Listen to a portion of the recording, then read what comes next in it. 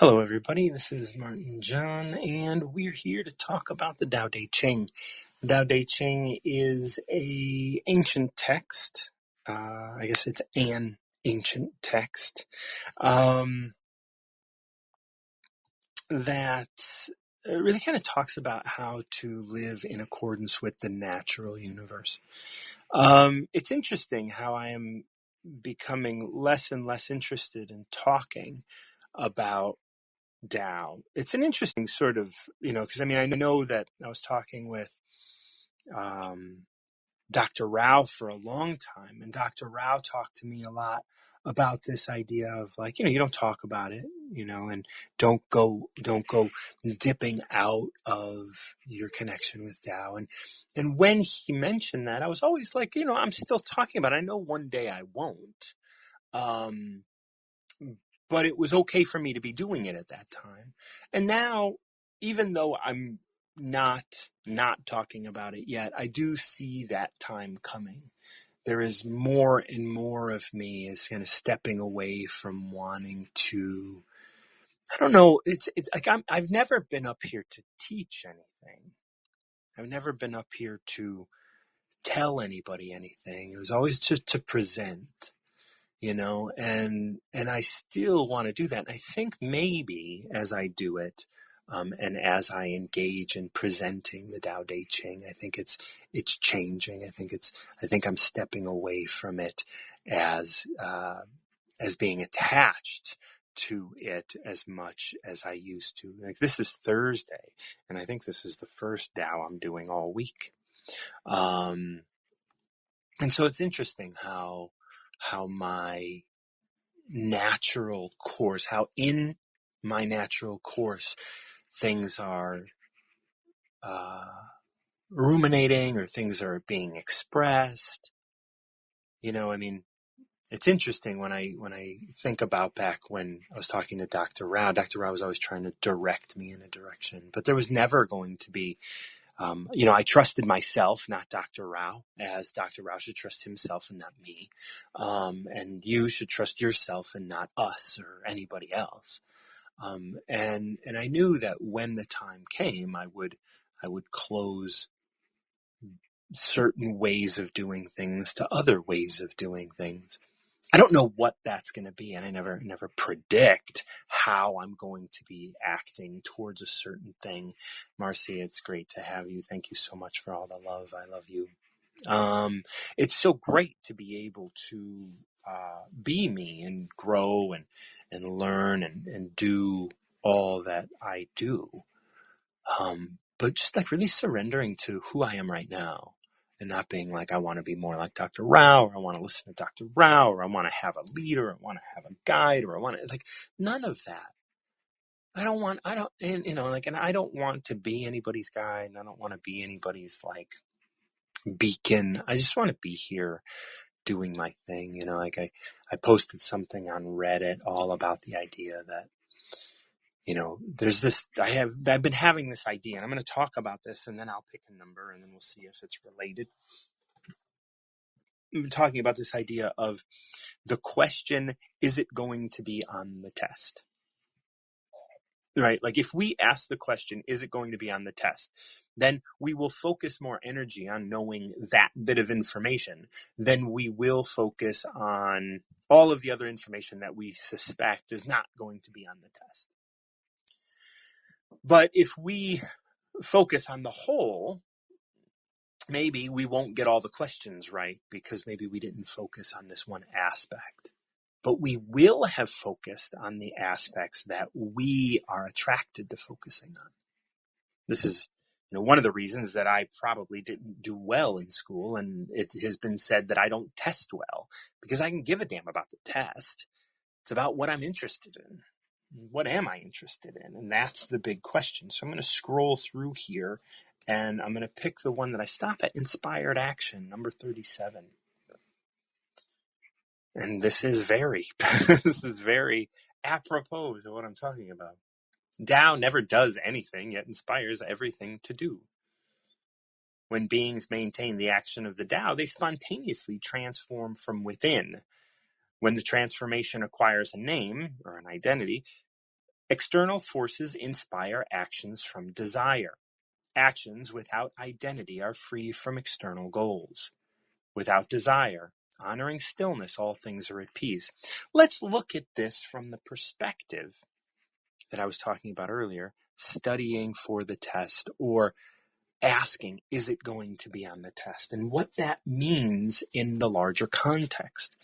This is a metaphorical. I want to address this from metaphorical stance, right? So, is it going to be on the test is a broad metaphorical question. We will write our resumes as we believe we are going to be judged by those who read the resumes. So that is conditional to us understanding what is going to, quote unquote, metaphorically be on the test. And when we present what we believe is going to be on the test, then we're not being ourselves, and we're not, and we're trying to manipulate and persuade others. So here we start in number 37 with inspired action. Tao never does anything, yet inspires everything to do. When beings maintain the action of Tao, when beings maintain the action that Tao takes, which is not doing anything, but inspiring things to occur around you and in your periphery, they spontaneously transform from within. You just grow. When you trust yourself, when you stop trying to manipulate or convince others of your value rises to the top. Sure, in the process of doing that, you may get criticized, you may get ridiculed, you may get bad grades, you may fail at school, you may do all of these things, but that doesn't mean you have less value. Sure, in our society, those things have to be managed in one way or another. But what we're saying here, you don't do anything. Like, if you were to ask the question, is it going to be on the test so that you can pass the test? That doesn't necessarily mean you aren't going to study that which you are intrinsically interested in. But if you're going to pass the test, why do more? Like, I'm not saying that everybody isn't going to do more. Many people don't. Many people are just like, well, the goal is to pass the test. So tell me about the test. But that's not the goal. That has become the goal since we have leaned on grading. And grading is only 200 years old. So it's fairly young. And we can address that. But the idea is, like, when you're going after a test score, when you're going after a grade, you're doing something versus just allowing yourself to be acted through, right? And you're just kind of like inspiring those things. Like, what are you inspired to look at? What are you inspired to study?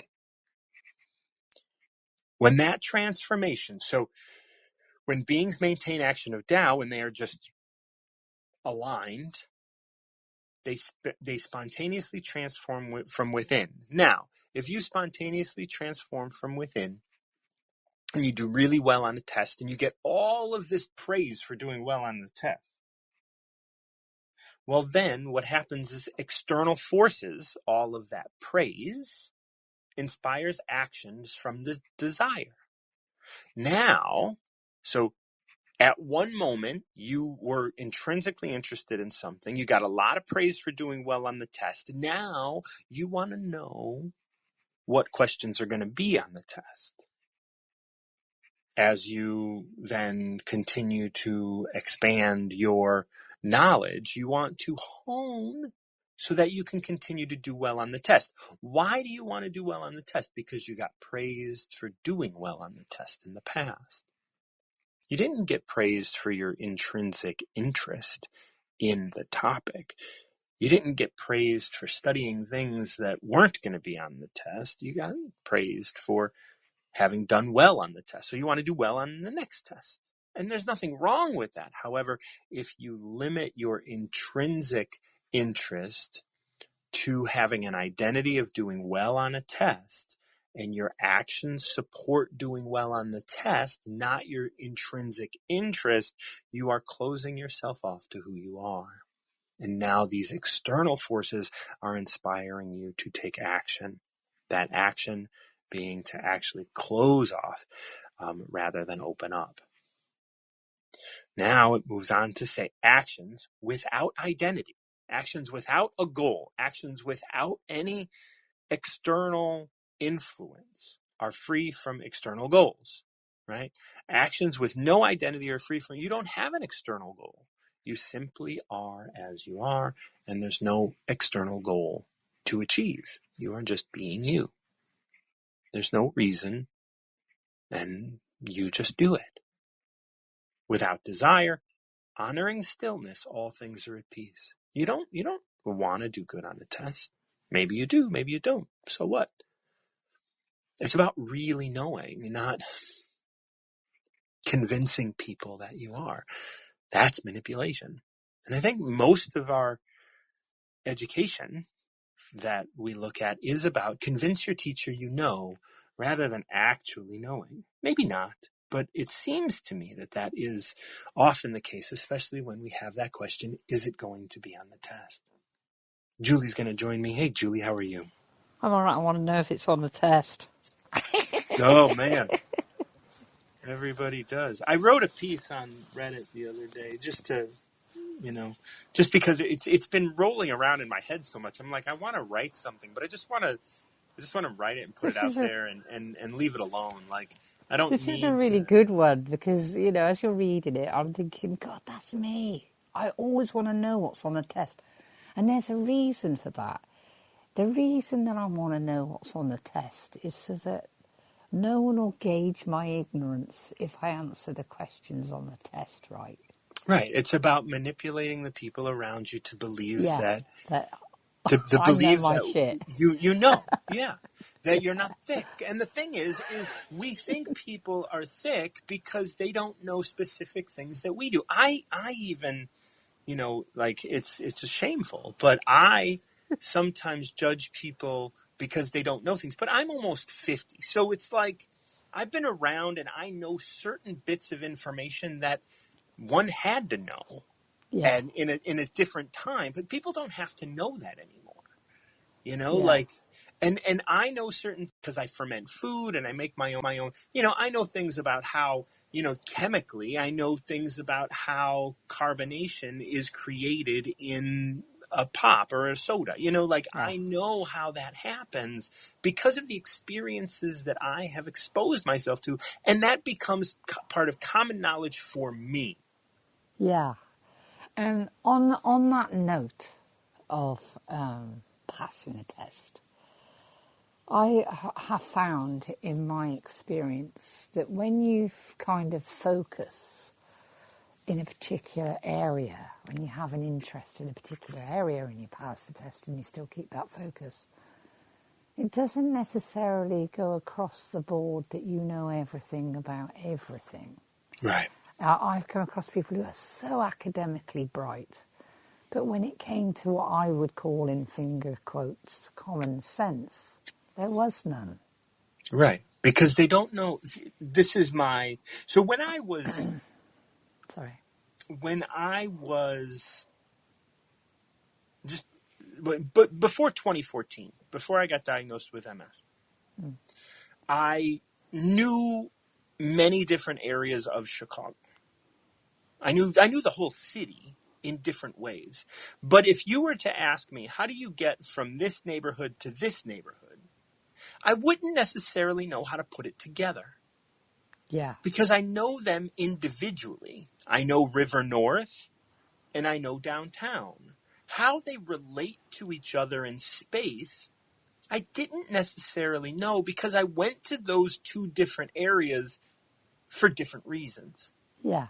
So there was no connective tissue in my mind that put it together. Then when I got diagnosed with MS, I had a big debt because I was doing this documentary that I borrowed all this money for, and and I had to pay it back, and I was delivering food. Yeah. Now, the Now it's kind of experience, important, isn't it, that you know your way around? right? And so within just a week or two, all of these things started coming together. Because I took all of the knowledge I had, and then literally there were areas that I had no idea how they connected, but it was just a left-hand turn on one street.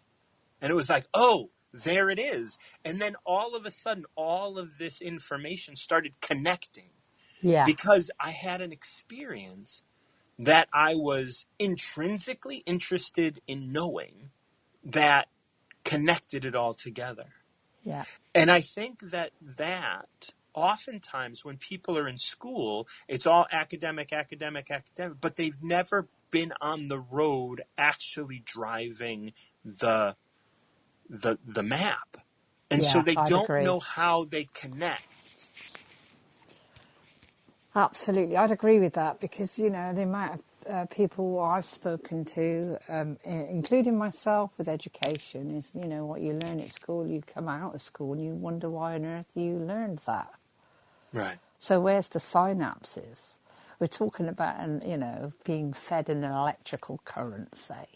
Mm-hmm. And we need to create the synapses between the two things, between learning and utilising. And then when you do that. I sort of touched on that a little bit this morning. The learning and the utilising, the processing in between is that new information, that how to. Yeah. It's massively, different to being recited to, and then regurgitating that Right. reciting. Yeah.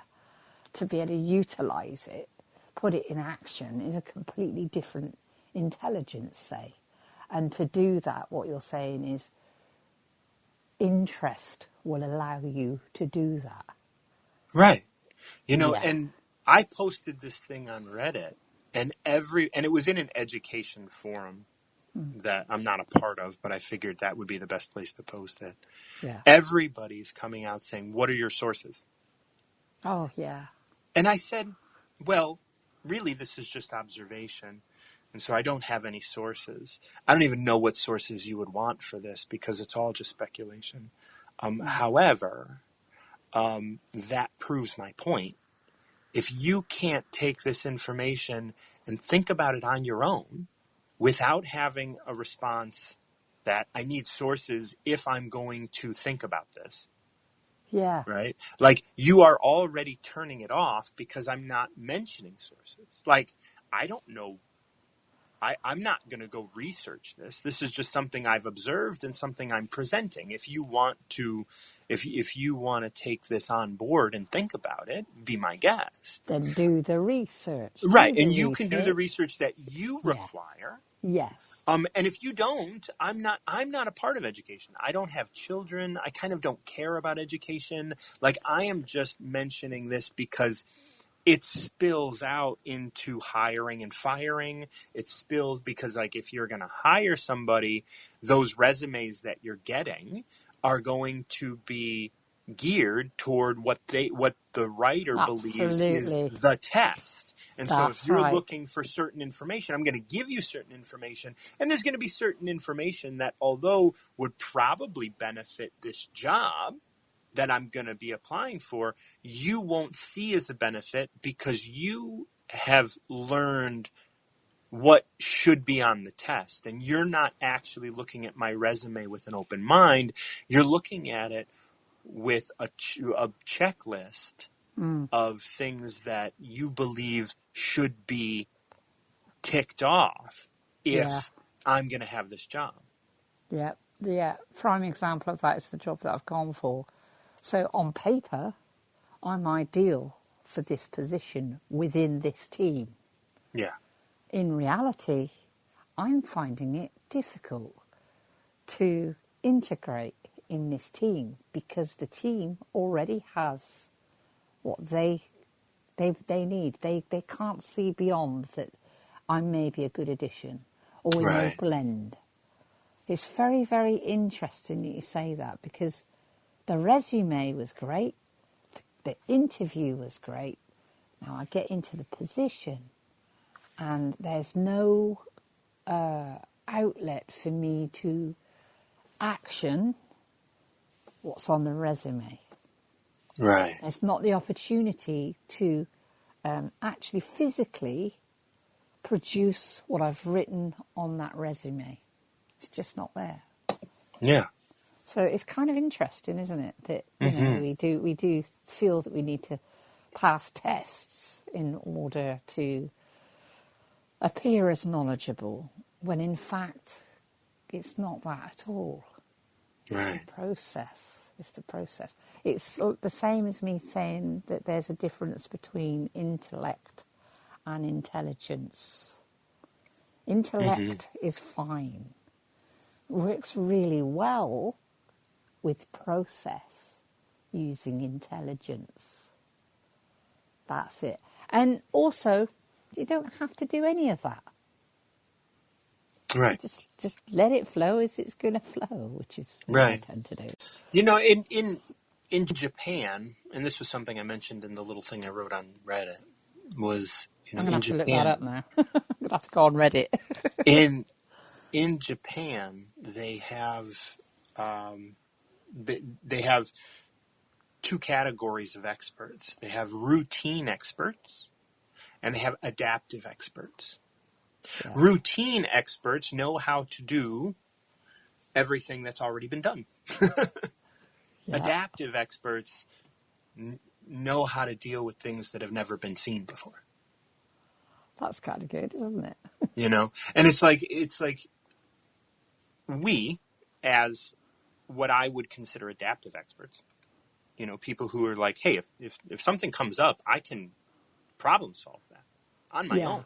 yeah, We have been really kind of held back because the 80s, 90s, 2000s really kind of was about like, get routine experts on board, get routine experts on board, we need people who know how to deal what we're dealing with. And when industries have done that, they have felt like, well, now we can deal with everything. If we deal with all the problems that we've always seen, then we'll know how to deal with everything when it comes through the door. And so they get all of these routine experts on board.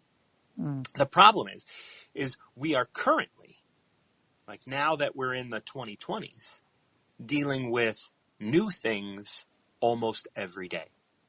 yes, And all of these routine experts, they're keeping the ship afloat, but they're keeping the ship afloat by bailing out like all the water that's rushing in. And yeah, eventually they're not going to be able to, and what they're doing is they're trying to take routine answers, a formula. right, and shoehorn them into new problems.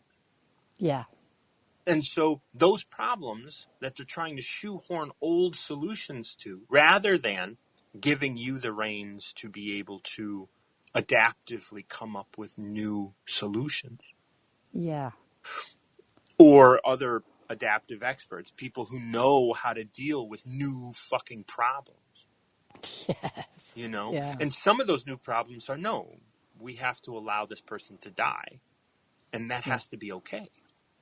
yeah, We have to not waste resources to something that we have to embrace death. We have to embrace these things rather than trying to solve every problem. And in a routine expert's mind, they're just like, they want the solution because the solution makes them the expert. yes, But yeah, I get sometimes that. we have to recognize that there is no good solution. It's just what's going to happen. That's it. Can you do me a wonderful favour? Thank you so much for reading it. Okay, you just dropped because my timer. So come on back and then tell me what you need, because I'd love to pick a number with you, unless you just wanted to go with 37, because 37 was very beautiful. 7 was awesome. I think that's the thing is today I don't have to pick it. It's there. You've Yep, presented it. So could you read it through again for me? Thank you very absolutely. much. Tao never does anything, yet inspires everything to do. When beings maintain the action of Tao, they spontaneously transform from within. When that transformation acquires a name, external forces inspire actions from desire. Actions without identity are free from external goals. Whoops, I lost my... One moment. Okay. That's free. My That's freedom, screenshot. nice. Yeah. Actions without identity are free from external goals. Without desire. Honoring stillness, all things are at peace. I love that. I think that's fantastic. Well, like I'm gonna read it one more time, and I'm gonna kind of pause, and I'm gonna add a couple words just to make it a little bit more clear. Sometimes, like it is poetic, and it's all here, but sometimes, like listening to it, I think like adding simple little words like It's to called adaptive. transition. Yeah. Yeah. So Tao never does anything, yet it inspires everything to do. When beings maintain that sort of action of Tao, they spontaneously transform from within. When that transformation acquires a name, however, then external forces inspire them to take actions from desire. Yeah. Actions without identity are free from external goals, and they aren't coming from a space that starts at desire. Mm. And without desire, when you can honor stillness, all things are at peace. Definitely. I like that. That's beautifully done because, I'm following you along. And what I'm seeing is if I just allow and live my life through whichever experience comes along, i.e. today. Today I turned up to work. Mm-hmm. About 2 hours later, I'd made a decision. I'm not going to be at work today. I've got 2 swollen feet as it happens. I'm in bed now. Mm-hmm. Bumming around in bed being a lazy git. Now, But that's good. honoring Because stillness, all I'm things are honouring... at peace. Yeah. Well, as it so happens, the feet, as I'm in the bed, they're in a good position. They're now going down. They've stopped being hot, swollen and puffy. Now, if I'd have stayed at work thinking that my desire is to look good and to be rewarded by patients saying how wonderful I am, which is basically what it is. Like, let's just cut to the chase there. That's Yep. the desire in me. So I want to go to work. I want to be, Florence Nightingale for God knows how many hours, and I'm going to ignore my feet, or I'm going to ignore them because they'll be fine. No, I'm going to take myself out from work. What happened was I spoke to a couple of patients. I said, oh, my foot is so hot. It's like burning in my shoe. And I lifted my foot up and this lady said, that doesn't look very happy, does it? She said, I think you should get off and get that seen to. You shouldn't be here all day. And I looked at her and she went, now off you go, she said. And I kind of looked at her and thought, I can't really do that. I feel a bit wrong doing that. I'm supposed to be here. And she's like, well, she said, that's what you tell us, isn't it? To laugh because that's exactly what I would have said. I'd have said, Right. no, look after yourself because no one else can do it for you. Go home. So I did. Good. And I just let Tao be Tao. It's just as it is, and I'm flowing through it with no desire. And so, like it's interesting as we look at these lines, like action without identity. Your Yeah. identity of the helper, your identity of the worker, your identity of Florence Nightingale, your Yeah. identity of all of this are free from external goals.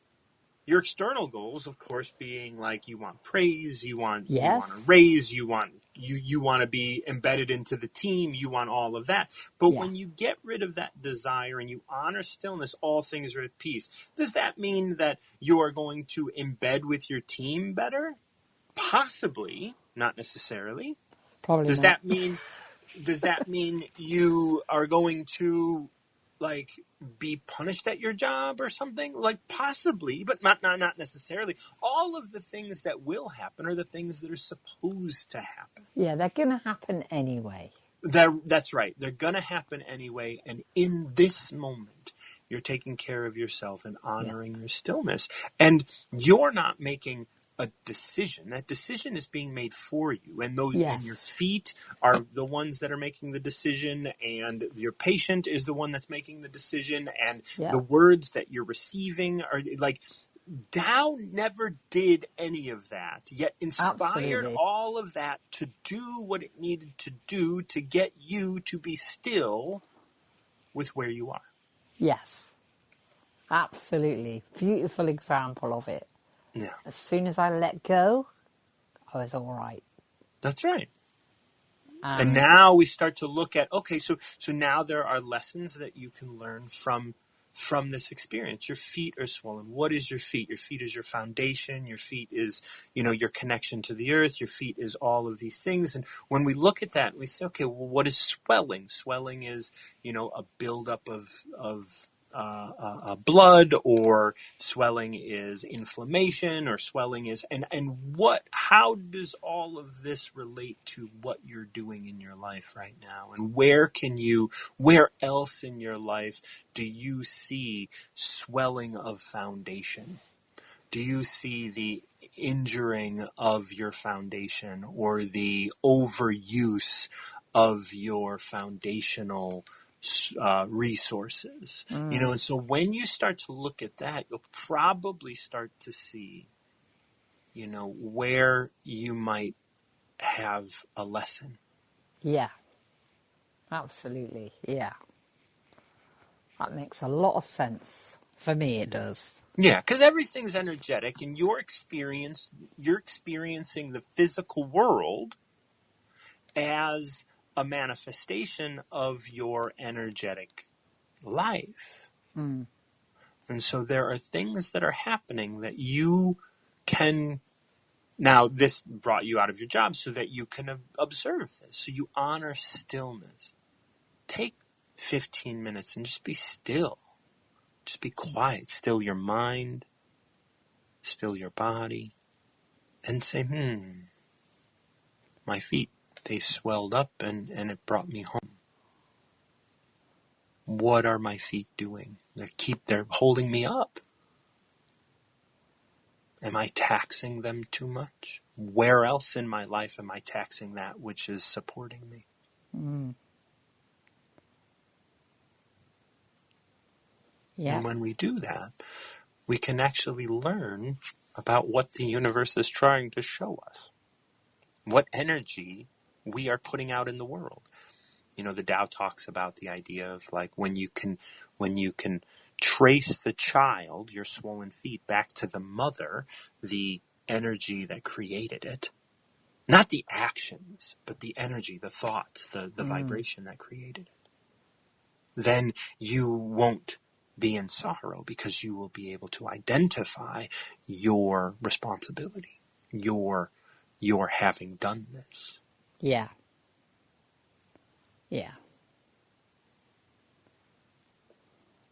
Yeah, that's good.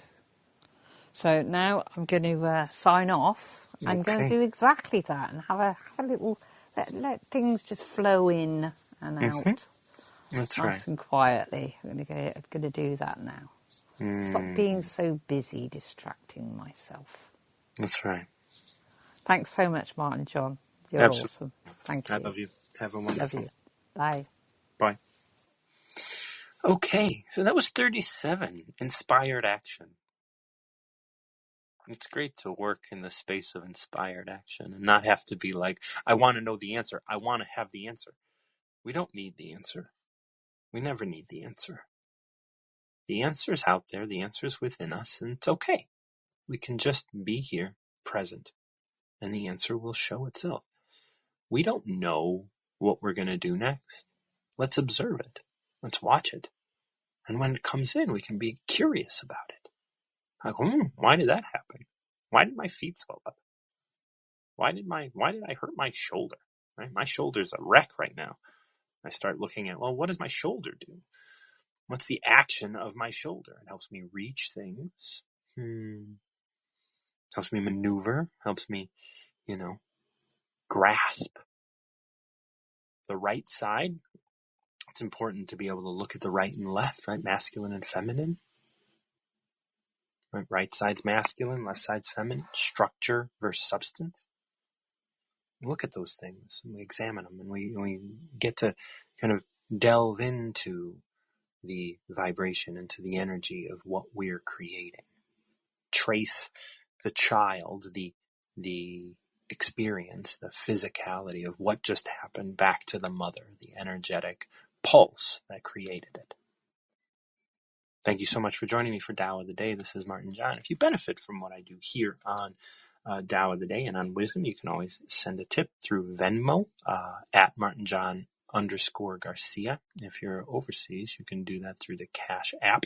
I think it might be Martin John Garcia, one word. But someone's coming up. Johnny is coming up. Oh, Johnny, it's been a while. I hope you're doing well.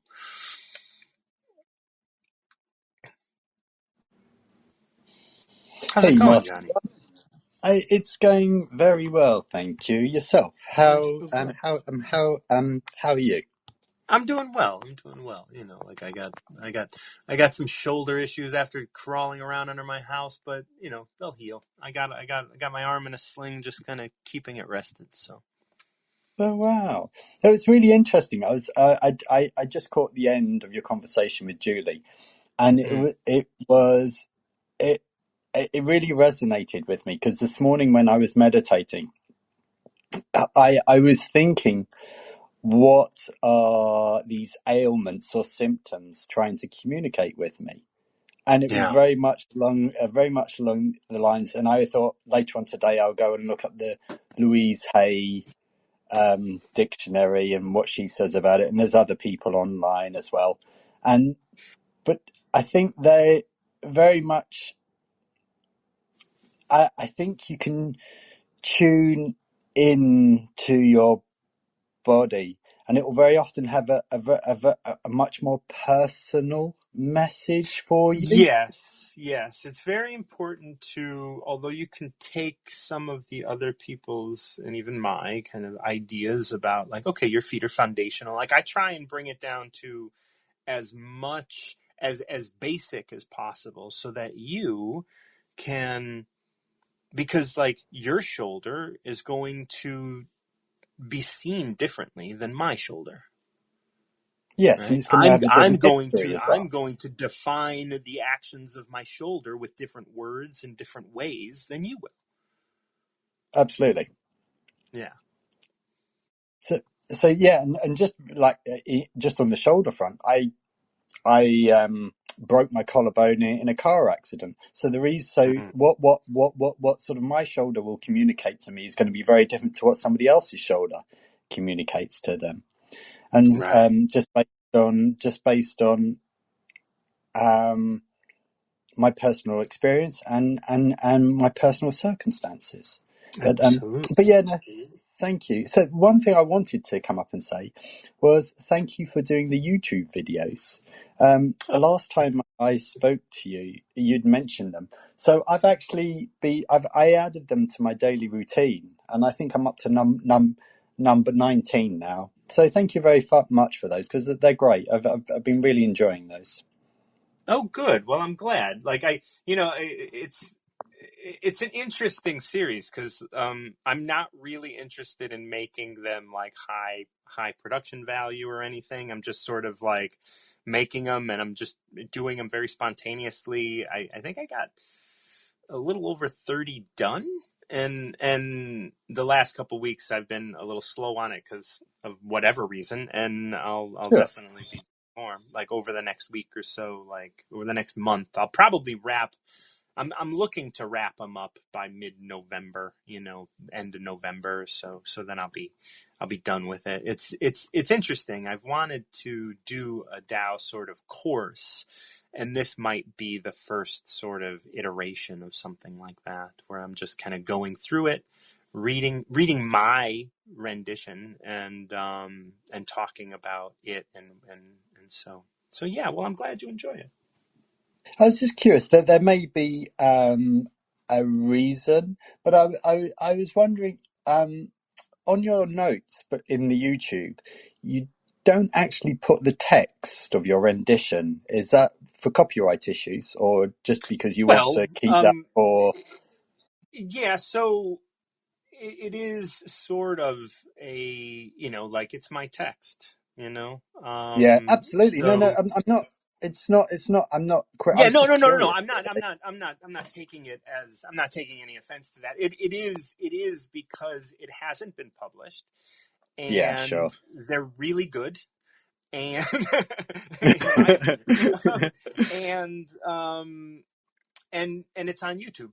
So if you were to go to my website and listen to some of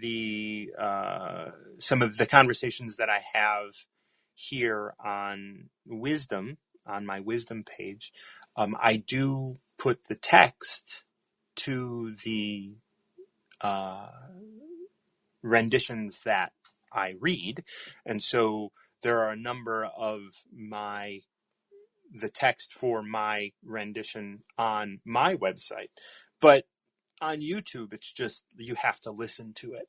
And if you wanted Yeah, absolutely. to, like, because on YouTube, like, listening hours is important, and Oh, so okay. and so yeah, so those are the things. Like, it's I had made the decision pretty early on, like on the first one, that I wasn't going to write the text because it's read in there, and Yeah. in the video, and so yeah, so I for whatever reason, I, again, not a concrete, like, I'm not doing it because of something, but I made the decision not to, and I'm not, so there it is. And absolutely, absolutely no. Like, like it wasn't meant as a criticism. It was just No, more no, of an no. I observation. didn't take it that way either. Yeah, yeah, yeah. No, Yeah, I that's good. and even if it Um, was, I didn't take it that way. So you wouldn't take it that way anyway. Absolutely, yeah.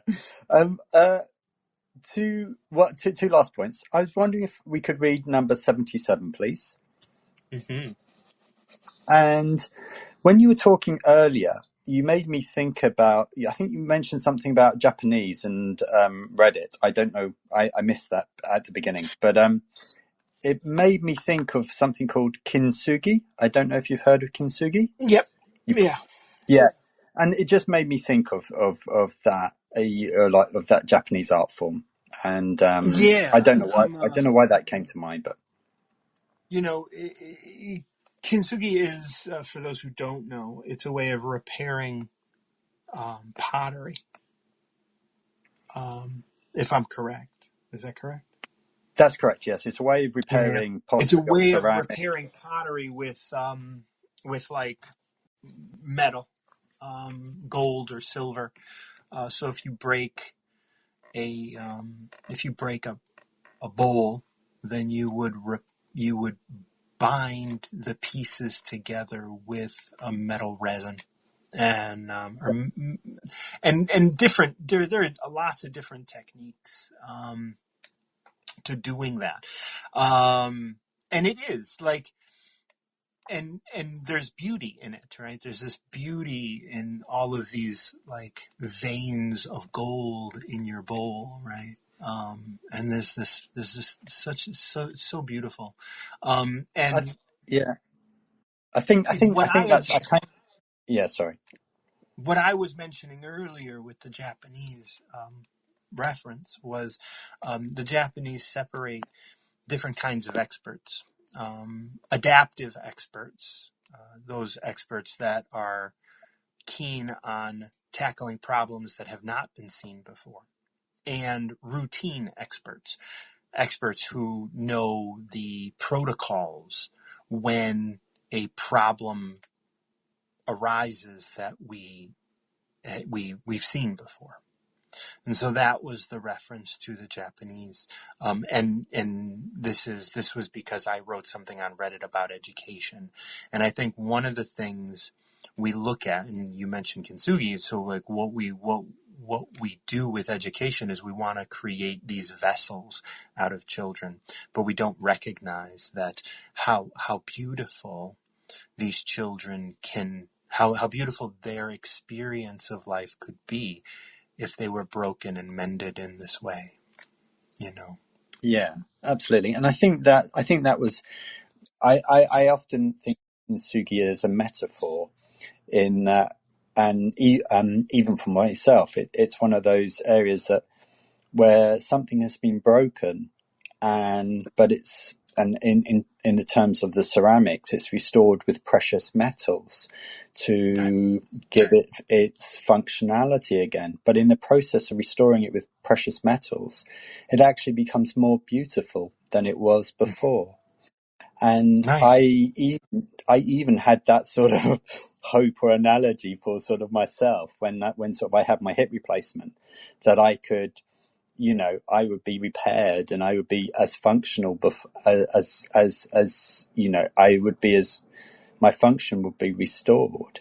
I think the thing Well, with kintsugi, though, is oh, that please the continue. people who perform kintsugi are actually, they're not just artists, but they're experts who've been doing it for many, many, many years. And Right. and if you want somebody to do a good repair on some pottery and to make it beautiful again, you need to get an expert who knows what they're doing. And Yes, that's true. And but there is also the idea that maybe it's not the desire for the end result to be that the functionality that it had in the beginning before it was broken needs to remain, has to be, I think, that's true. in Yeah, question, because yeah. you might not gain, you may have a bowl that now will always leak because one was Yes. was not. And but the thing is that's okay. There are some things that you can eat in a bowl, like chips, that aren't going to leak out of the bowl. Maybe you can't Yeah, eat cereal, maybe you can't eat soup, but the bowl still has function. It may not be the same function that it was when you purchased the bowl before you broke it, but the function, um, I think about this when I think about footballers. When you're, and I don't know if we've talked about this. I know I've talked about this in the past, though. Fernando Torres was a great yes, player when he was young. He did yeah. not age well. However, Lionel Messi, Cristiano Ronaldo, they did age well because their game changed. They didn't try to play the same game that they played when they were 19. They played a different game. They played a game that was littered with experience, not with pure determination, speed, and, trickery. They had to change the way they functioned in order to best suit the body and style that they had to play. They had to evolve, didn't they? And they Yeah, actually did evolve. Whereas yeah, Fernando Torres, I used to be a Liverpool fan, so yeah, I do know him well, and he was phenomenal initially. yeah. But For yes, 2.5 years, he was untouchable. Oh, you dropped down. So yeah, for 2.5, 3 years, he was untouchable. And then he played well for the rest of his career, but he would never reach those heights. And it was very difficult for him because he didn't know how to evolve with a different set of skills. He had a skill set. The same thing could be said with Jamie Vardy. Mhm. And Jamie Vardy was like, his skill set was like touch, go for a goal. Like he was always he would always shoot sort of a half step before he should have, like in his sort of prime. And he can't do that anymore. And so he has sort of, he tries, but now he's hesitant. He's hesitant because Mm. he's in his head. And because he's in his head, he's not able to continue to be the threat that he used to be. Yeah. Because he's not seeing that he needs to evolve. You're only going to have this for a little while. And if you identify as that which you are, as Fernando Torres did, and I believe Jamie Vardy did as well, you're not going to actually learn a new skill set. It's like you can watch Lionel Messi now, and although he's playing in the States, and we can argue about the talent levels, but Lionel Messi only quote unquote plays or exerts himself when he knows it's going to yield something good. Yeah. If he were to have done that as a 19-year-old, as a 16-year-old, and not and he would he wouldn't have had the experience, but he had to be broken down. He had to be broken and then repaired as the adult that he is. And so that's a big part of this like what you're talking about, this idea of like, okay, we're going to repair you, but your function, like the actual, like you might be able to do some of the things that you were able to do, but you're not going to be able to do everything that you were able to do before. You've had to evolve out of that. Like a butterfly is not going to have all the same traits as the caterpillar. The caterpillar, yes, absolutely. Yeah. And if we look at all the positive things that a caterpillar does, and we expect, well, you're a butterfly, now you have to be both, then we're already starting to judge and pull away from the transformation. Of course, butterflies fly and all these things, and we see that as an elevation, but there are benefits to being a caterpillar. Mm. I mean, I don't know And what they are. I'm not a caterpillar, but I think that evolution and that metamorphosis that happens as we evolve right, is accepting our circumstances in life and accepting where sort of we are. And even with the analogies you say of the caterpillar and the butterfly, once once the caterpillar is metamorphosized into a butterfly, if it tries to be a caterpillar again, it's lost the beauty of what it's become. right. And so, yeah, And that was really we interesting. look at Thank it you. like, well, but caterpillars are ugly, butterflies are beautiful, and we have all of these judgments between the two. But there's nothing wrong with being a caterpillar. There's No, nothing, there's nothing exactly. bad about that. There's nothing, like it is perfect as it is. Yeah. And if we were to judge the butterfly from that aspect, we wouldn't get to see it. We wouldn't, and that's the thing. Like these metamorphoses, and once again, like just because we're using this technique to repair this bowl, it doesn't mean the bowl is going to be everything that it used to be. It's now Yeah. something new. So I'm going to read Yeah. number 77. It is the bending of a Please. bow, and I think that there is a lot here. that we can look at as we've been on the topic that we've been talking about. Tao acts on the world. And when we say world, I want you to recognize it acts in your life, and it acts on the world, and it acts in the universe. It acts in everything from great to small. It acts on every cell, even. So Tao acts on the world as the bending of a bow. The top is forced down when the bottom is moved up. It is impossible for one to act without the other responding. Unlike man, Tao is patient and neutral, quietly adjusting excess and deficiencies, taking from what is too much and giving to what isn't enough. Ordinary men go against Tao, taking resources from the areas that are deficient and giving resources to areas that compulsively consume. The master knows all things are being adjusted. Although she cannot always see it in action, she has faith it is working through her. In this way, she allows her actions to unfold, neither dwelling on them nor taking credit. Aligned with Tao, they complement all things. Thoughts? Thank you.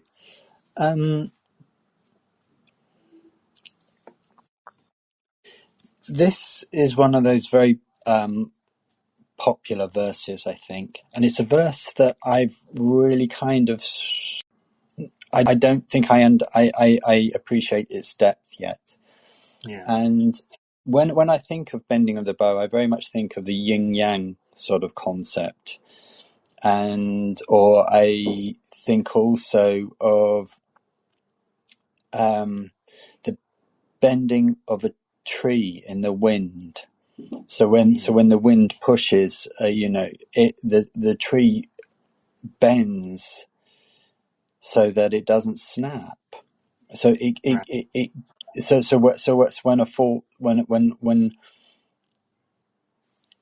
when a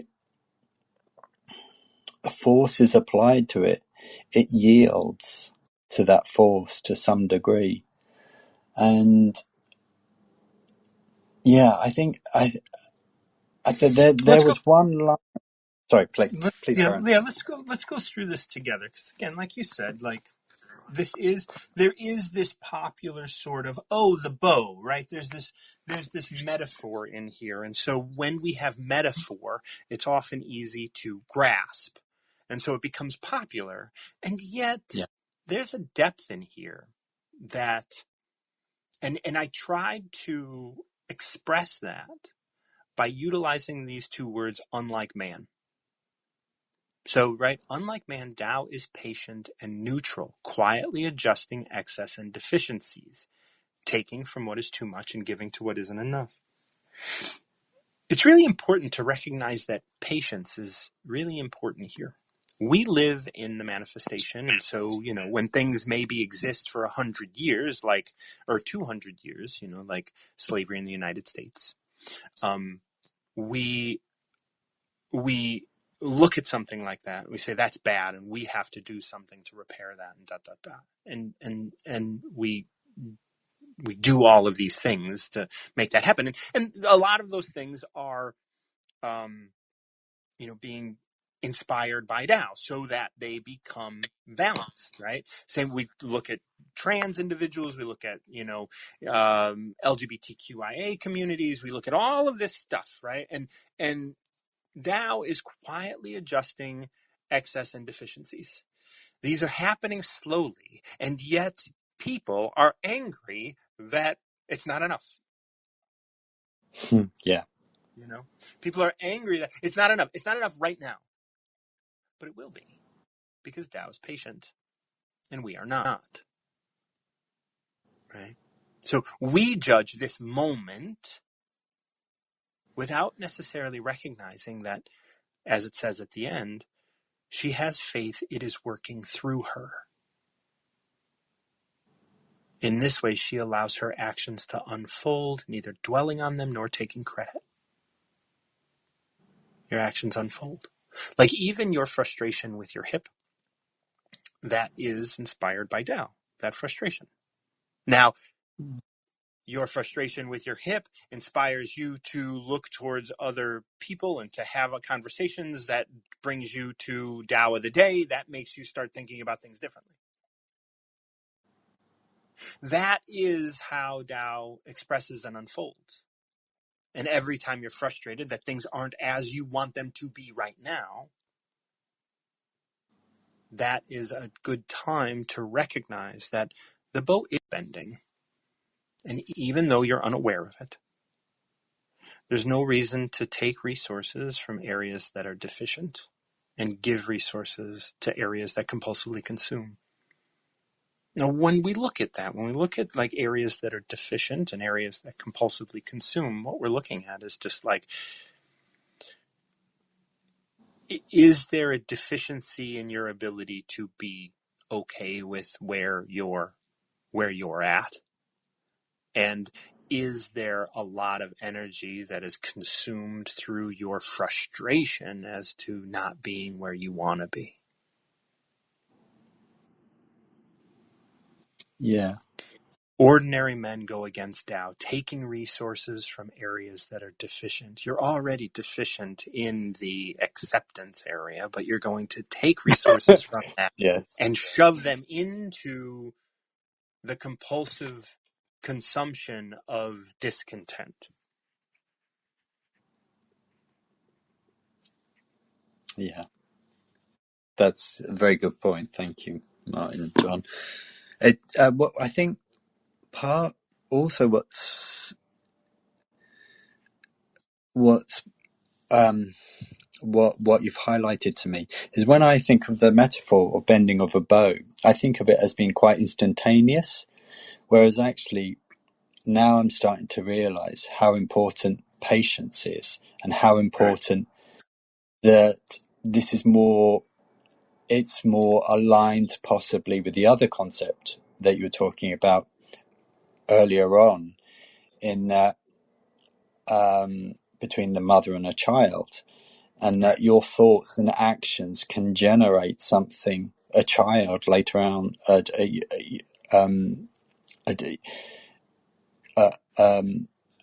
something later on, but that isn't instantaneous. That could happen Well, just as a, time is still a structure, right? Time is a structure that you experience. It's not real. You perceive it yeah, as linear. That's it. yeah, It's just the way, which is why when something happens, you have to be able to sit back and be patient. It is instantaneous because time doesn't exist. yeah, okay, But you're not going to experience it in an instantaneous way because your mind couldn't grasp it. Right? You're out. Come on back up if you want. If we can continue. If you want. Like I don't want to. I don't want to tell you what to do. But that's the thing. Like that's what this unlike man Tao is patient and neutral. Tao doesn't have to be patient. It doesn't experience time. But because we do, that's why this line is here. Like unlike man, Tao is patient and neutral. There's no right and wrong. There's no time. Neutral means like if you say like, oh, my hip was fucked up by this doctor, it's because, right, that's a judgment. But if you're yes, neutral to your experience and you're patient to your experience and you just live your life observing what's happening rather than trying to dictate and know the answers, Tao is going to quietly adjust excess and deficiencies, taking from what is too much and giving to what isn't enough. There's too much like looking at it from a negative standpoint. So give a little of that energy to the other aspects. Give a little energy to something else. Give a little energy to your ability to be still. yeah, Ordinary men go against the Tao, taking resources from areas that are deficient, as we spoke about, and giving resources to areas that compulsively consume. And they do. Like once we start like, I've been wronged, that's a compulsive consumption of energy. And we are going to continue telling the story over and over again about how we were wrong. The master knows all things are being adjusted. So just because you're in pain or just because these things are happening, you still understand that things are being adjusted. You just haven't experienced that yet. Although she cannot always see it in action, she has faith it is working through her. In this way, she allows her actions to unfold, neither dwelling on them nor taking credit or blame. You're just having this experience. Aligned Mm. with Tao, they complement all things, constantly working in this way of bending the bow, constantly adjusting excess and deficiency. Not only in your life, but in the universe at large.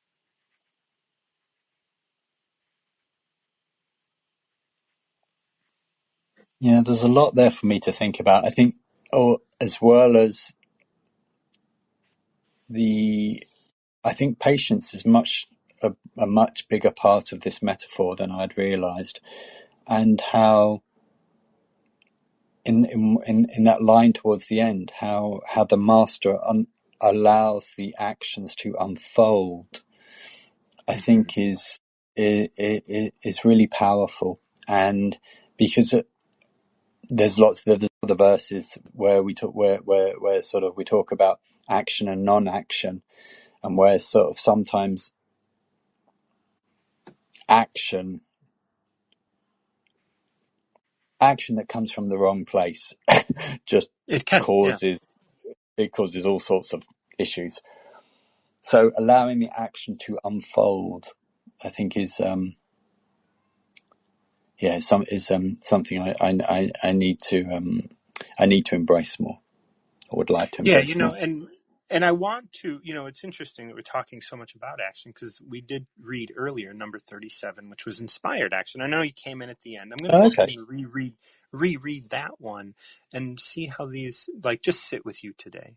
So Tao never does anything, yet inspires everything to do. When beings maintain the action of Tao, they spontaneously transform from within.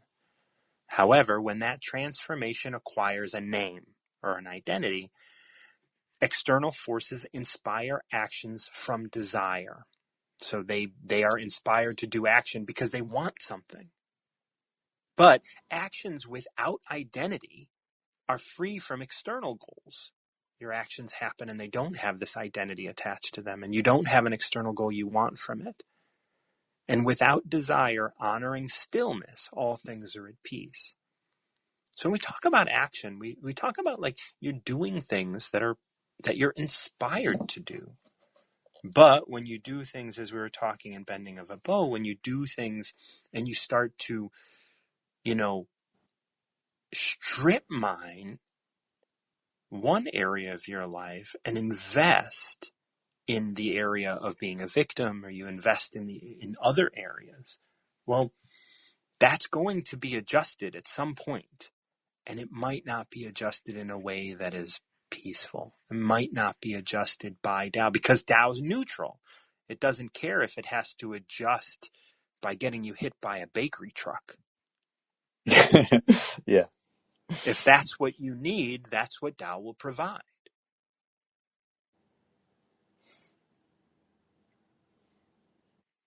And it's patient. It's like, yeah, you can keep investing. You can keep strip mining this area of your life, and it feels good for you right now. There's another Tao that talk about like weather, and it talks about, living in a damaged state. Actually, that's number 78, living in a damaged state. Air and water are the softest things we know, causing no damage to those who live within it, yet both erode the hard and rigid in their path. The hard and rigid here, as we're talking about in 77, is like you're strip mining one area to fund another area that has plenty of funding. Yeah. And that's your rigidity.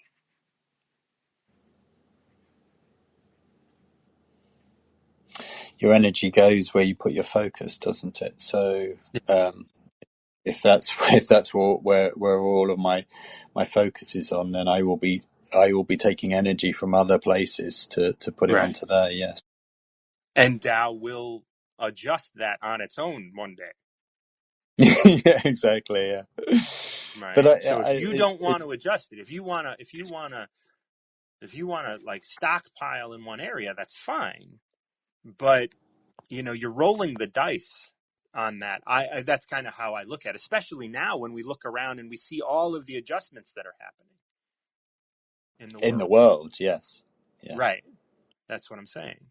Like, Yeah. you're rolling the dice that you're going to be able to continue stockpiling your resources in one area when everywhere around you things are being adjusted Yeah. and not peacefully. They're being adjusted in harsh, heavy, violent ways. Tao doesn't care. We're gonna lose millions of people before this is all done because there are people that have been stockpiling on one in one area. And I don't know that I'm not trying to be prophetic or anything, but it's like we're gonna lose people. Like, right? It started Oh with the yeah. pandemic, That's and now it's like now we're getting like end times fucking wars and shit. Like these are yeah. these are these are the times that we are going to really want to focus on, like allowing and making sure that we're taking care of ourselves, meaning we're not stockpiling energies. Thank you, Martin John. I'd really, yeah, that is that's really quite profound, actually. So thank you. I That's given me a lot, and I like how it linked up with 78 and also with 37, and I can go away and reread those. And yeah, as you say, we're in crazy times at the moment, and the and one way of looking at it is the Tao is rebalancing, and Mm-hmm. Mm-hmm. um, and in doing so, there will, as I've just noticed in my own life, there can be extreme consequences when the when sort of that rebalancing happens. So Yeah. yeah, Yeah. but And that's not bad. We can't there's no judgment to that. It's just, once again, we there needs to be a balance. The universe yeah. needs to be in balance. And even though we've been, possibly going out of balance for a millennia, it's gonna whip right back into shape real quick. It does seem to have gone into hyperdrive at the moment. So yeah, Yeah. And and yeah. it's beautiful for us to be able to recognize that there is the bending of the bow. And even though we may have, expected it to happen quicker, it's not going to take long. Yeah. Well, thank you very much, Martin John. Absolutely. Thank Um, you. it's really good to catch up, and thank you once again for the YouTube um, Oh, absolutely. Yeah. rendition. And yeah, I will catch you again soon. Hope you have a great day. You as well. Looking forward to it. Have a great day. Ciao. All right. Well, I got a meeting in 30 minutes, so I'm going to go ahead and sign off here. Thank you all for joining me for Tao of the Day. Such a beautiful. I do good work. And yeah, if you guys, once again, if you guys want to, if you guys benefit from the work I do, you can always send a little tip through Venmo at @MartinJohn_Garcia. And I do believe my Cash App is Martin John Garcia, one word. If you wanted to send it through that. Thank you again, Julie and Johnny, for joining me. Love my my Brits. you guys are you guys are always so wonderful to connect with. All right. Well, until next time, keep recovering yourself.